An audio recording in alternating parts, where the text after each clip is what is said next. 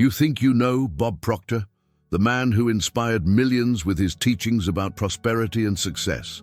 Prepare yourself to discover a very different reality. Behind the image of the motivational guru, there exists a story filled with dark secrets, controversial decisions, and revelations that will shake everything you believed you knew about this personal development icon. Today, we're going to expose the truth that few dared to tell. A truth so shocking that it will make you question not just Bob Proctor, but the entire self-help industry. Leave your comment. Are you prepared to meet the real Bob Proctor? In the quiet streets of Guelph, Ontario, during the harsh winter of 1950, a 16-year-old boy made a decision that would haunt him for years. Bob Proctor dropped out of Danforth Technical School, not because of lack of intelligence, but because of a traumatic accident that severed his thumb on a bandsaw. What most people don't know is that this wasn't just a simple workplace accident.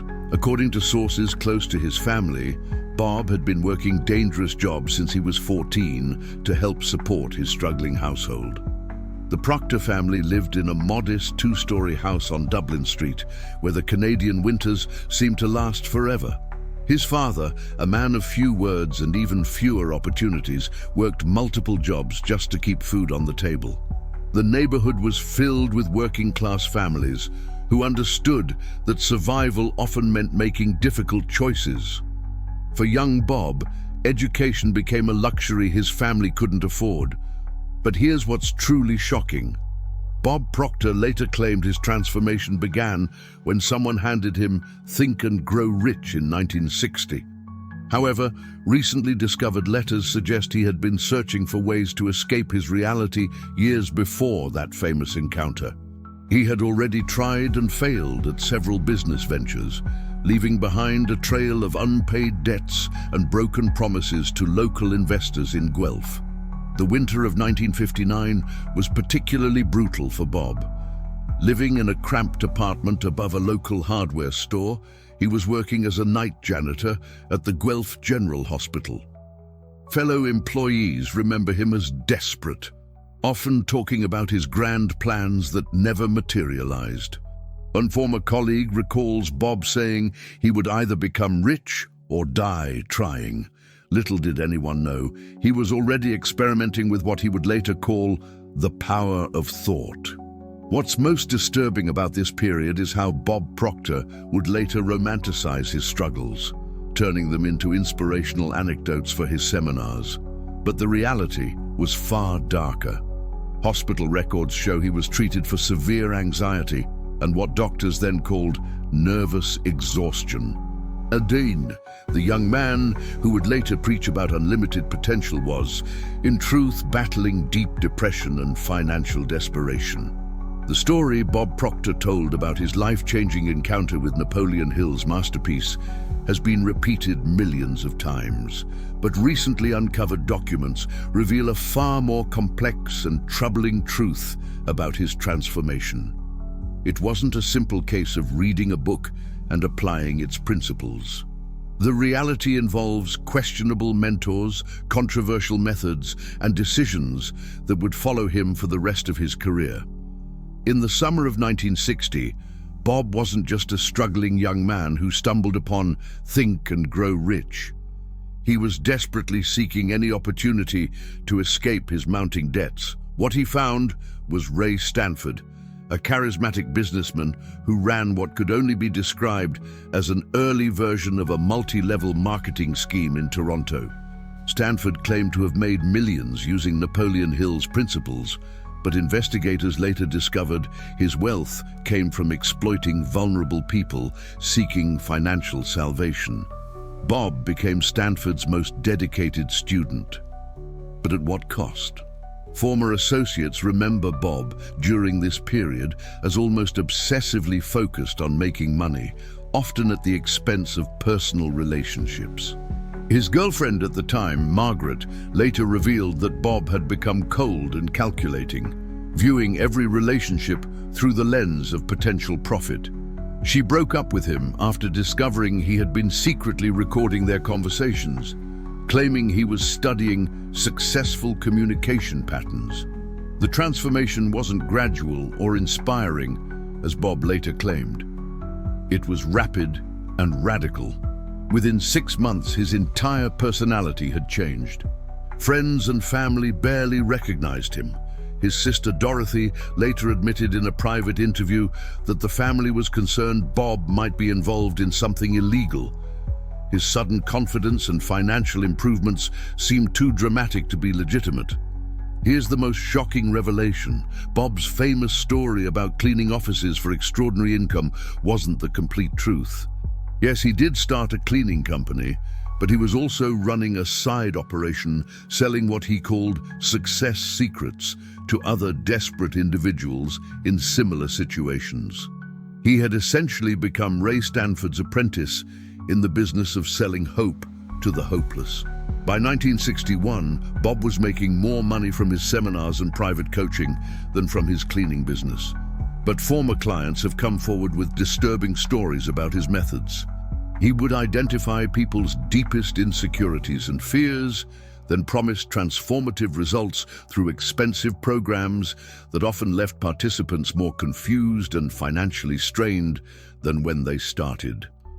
What do you think about this transformation so far? Does this change your perception of Bob Proctor's famous success story? Leave your thoughts in the comments below. The relationship between Bob Proctor and Earl Nightingale has been portrayed as a beautiful mentor-student dynamic that changed the course of personal development history. But the reality of their partnership reveals a much darker side of the industry that both men helped create. What happened behind closed doors in Chicago during the 1960s would shock even the most cynical observers of the self-help world. When Bob moved to Chicago in 1962 to work directly with Earl Nightingale, he wasn't just joining a successful company. He was entering what former employees described as a psychological laboratory, where human vulnerabilities were studied, catalogued, and exploited for profit. Nightingale's organization, Nightingale Conant, wasn't just selling motivational content. They were pioneering techniques that bordered on psychological manipulation. Internal memos from that era, recently obtained through estate sales, reveal the disturbing methods both men used to identify and target their most profitable customers. They called them desperate dreamers, individuals who had experienced recent failures, divorces, or financial catastrophes. These people were the most likely to spend their last dollars on programs promising miraculous transformations.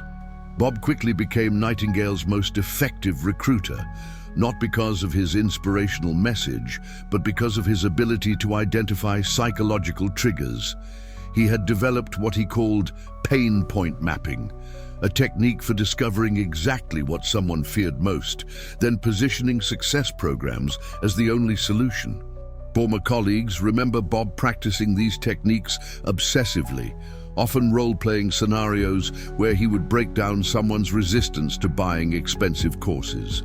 The Chicago operation was far more sophisticated than anyone realized.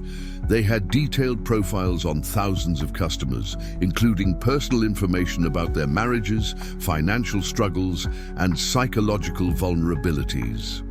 Bob was instrumental in developing what they called commitment escalation, a process where customers would be gradually convinced to invest larger and larger amounts in increasingly expensive programs. But here's what's most disturbing. Both Nightingale and Proctor knew that the vast majority of their customers would never achieve the results they promised. Internal success tracking showed that less than 3% of program participants experienced any meaningful improvement in their lives, yet they continued to market their services with guarantees of transformation and success. By 1965, Bob had become wealthy enough to start considering his own empire. But his departure from Nightingale Conant wasn't the amicable graduation he later described. Former employees reveal there was a bitter dispute over customer lists and proprietary techniques.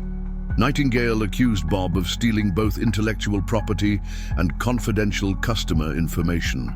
The legal battle was settled quietly, with both parties agreeing to never discuss the details publicly. Thank you for staying with us through these revelations.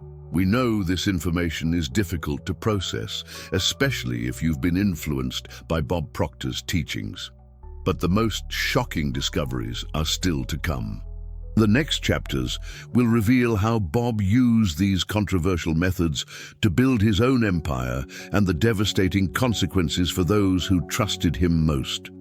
By 1973, Bob Proctor had established himself as an independent force in the personal development industry. But the foundation of his empire was built on practices that would make even seasoned marketers uncomfortable. What appeared to be inspirational seminars and life-changing workshops were, according to former employees and participants, sophisticated operations designed to extract maximum financial value from people's desperation and dreams. Bob's Toronto headquarters occupied an entire floor of a downtown office building, but visitors were only allowed to see the impressive reception area and conference rooms. The real operation happened behind locked doors, where teams of researchers analyzed participant feedback, identified the most vulnerable attendees, and developed targeted follow-up campaigns. Former employee Sarah Mitchell, who worked as Bob's personal assistant from 1974 to 1978, revealed that Bob maintained detailed psychological profiles on his most valuable customers. The seminars themselves were carefully choreographed experiences designed to create emotional dependency. Bob had studied the techniques used by religious revivalists and had adapted them for the business world. He would begin each session by having participants share their deepest failures and disappointments publicly, creating a sense of communal vulnerability. Then he would position himself as the only person who truly understood their pain and possessed the secrets to overcome it.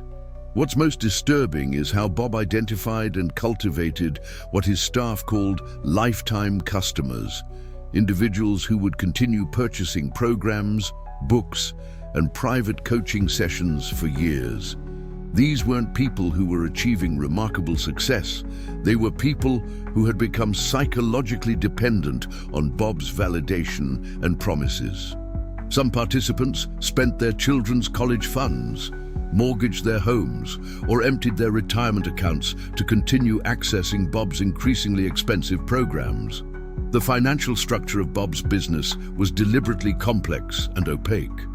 He offered multiple payment plans, financing options, and upgrade paths that made it difficult for participants to understand their total investment.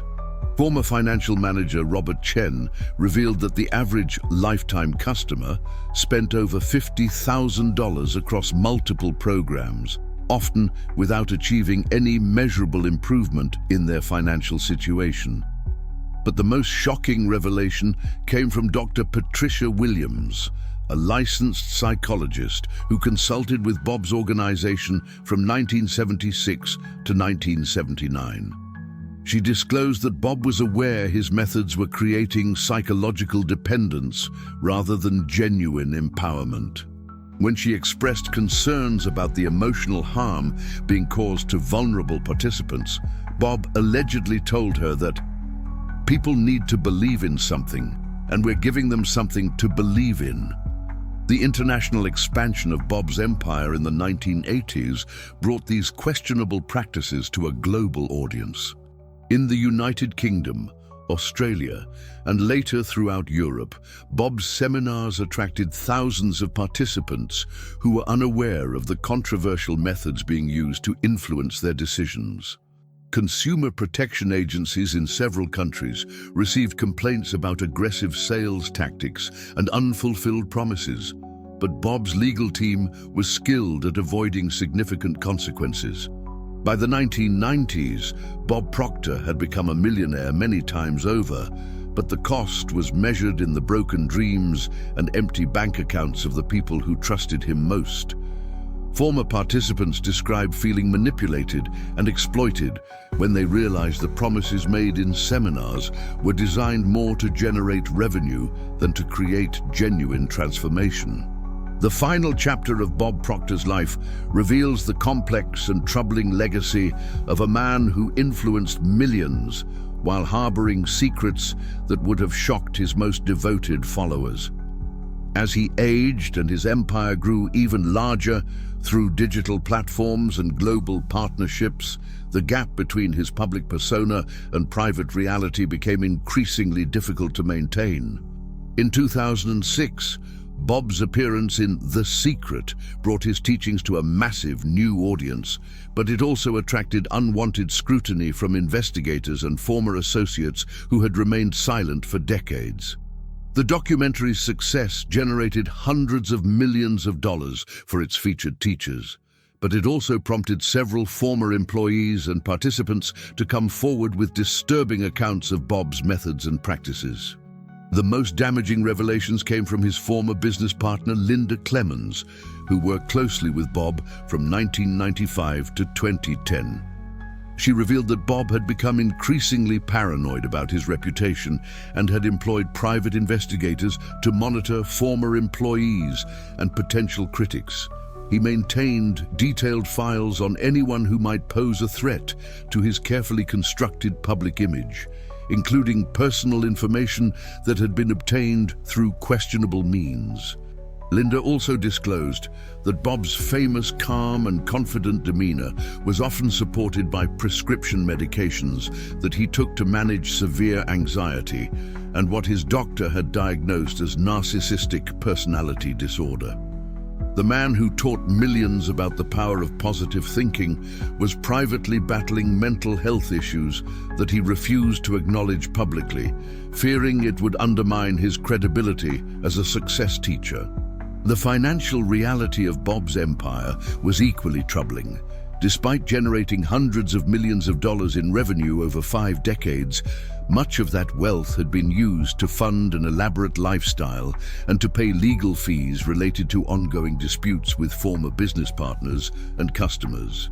By 2015, several of his companies were facing significant financial difficulties, and Bob had been forced to sell many of his assets to maintain the appearance of prosperity.